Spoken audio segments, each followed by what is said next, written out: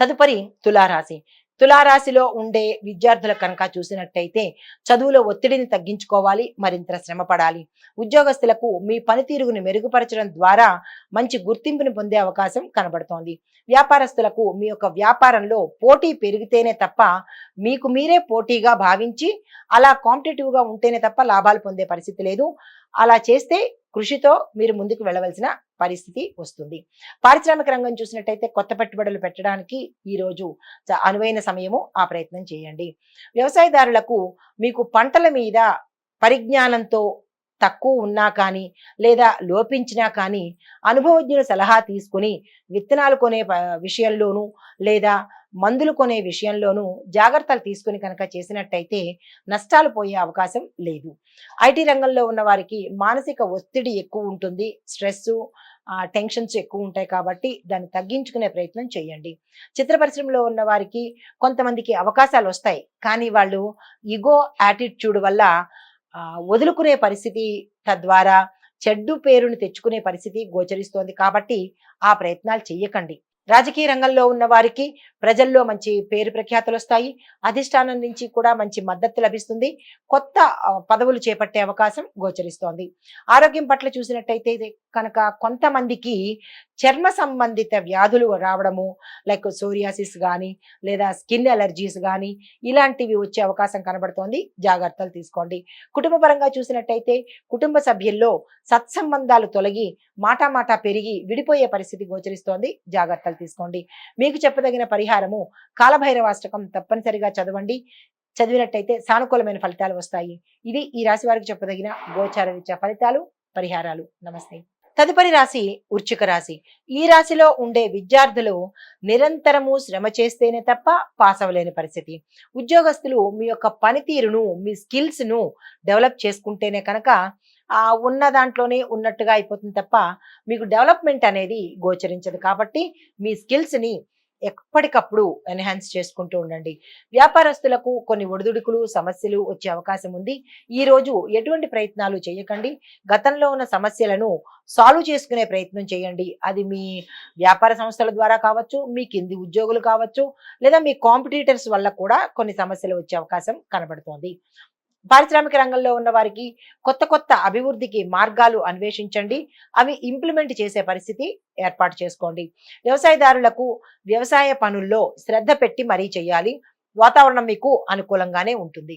IT రంగంలో ఉన్న వారికి మిమ్మల్ని మీరు ఎప్పటికప్పుడు ఎన్హాన్స్ చేసుకుంటూ ఉండండి. కొత్తవి కోర్సెస్ నేర్చుకునే ప్రయత్నం చేయండి.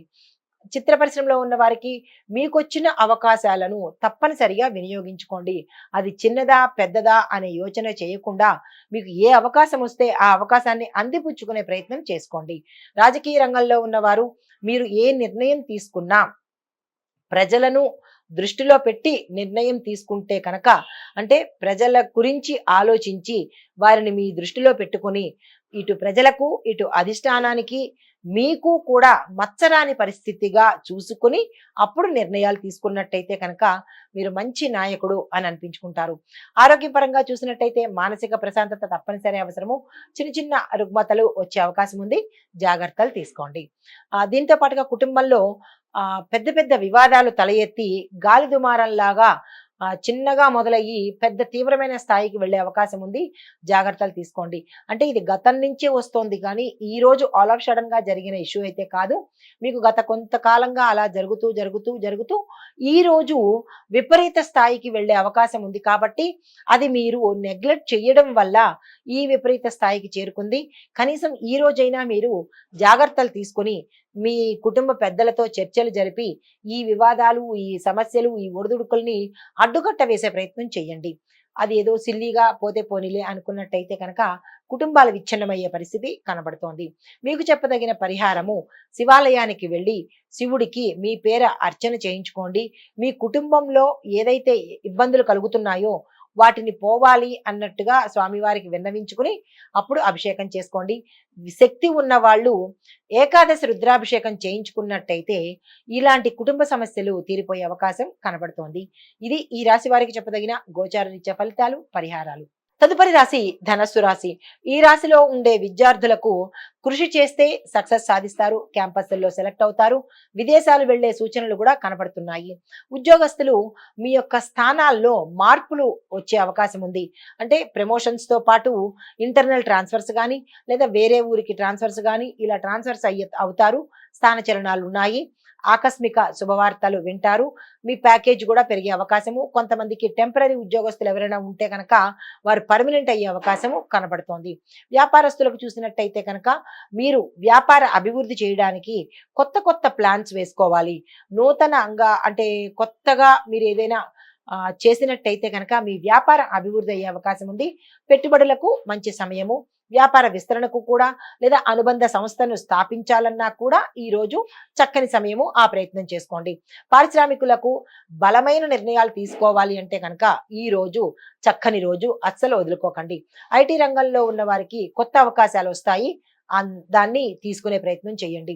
చిత్ర పరిశ్రమ వారికి సానుకూలమైన ఫలితాలు కొంతమందికి, కొంతమందికి వ్యతిరేక ఫలితాలు వచ్చే అవకాశం ఉంది. వ్యతిరేక ఫలితాలు వచ్చిన వారు జాగ్రత్త పడండి. రాజకీయ రంగంలో ఉన్న వారికి మిశ్రమ ఫలితాలు కనబడుతున్నాయి. పెద్దగా ఏమీ చెప్పుకోదగినట్టుగా ఈ రోజు లేదు. ఆరోగ్యపరంగా చూసినట్టయితే బీపీకి, షుగర్కి, థైరాయిడ్కి, బ్రెయిన్కి అంటే నర్వ్స్కి సంబంధించినటువంటి రుగ్మతలు వచ్చే అవకాశం కనబడుతోంది. జాగ్రత్తలు తీసుకోండి. కుటుంబ పరంగా చూసినట్టయితే సామాన్యమైన పరిస్థితి ఉంది. పెద్దగా ఏమీ సమస్యలు కానీ లేదా ఏ రకమైన ఒత్తిడి కానీ కుటుంబ పరంగా లేదు. పరిహారము గురువారం రోజు ఈ రోజు దత్తాత్రేయ స్వామివారి అష్టకాన్ని చదవడం కానీ, స్వామివారి మంత్రాన్ని జపించినట్టయితే కనుక మీకేమైనా ఇబ్బందులు కలిగిన పరిస్థితులు ఉంటే కనుక అవి పోయే పరిస్థితి గోచరిస్తోంది. ఇది ఈ రాశి వారికి చెప్పదగిన గోచార రీత్యా ఫలితాలు. నమస్తే.